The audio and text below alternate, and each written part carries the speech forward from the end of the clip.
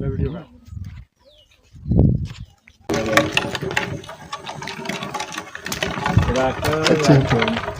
काय पाठ घेऊन चाललाशी गणपती घेऊन जाणार आहे तिकडे आता आणलं की घेण्या जाणार आहे ना खेळशी आज हाय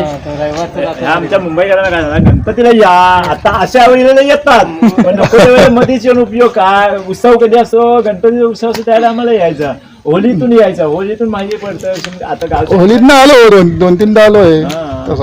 पालखीला वगैरे येऊन गेलो आणि परत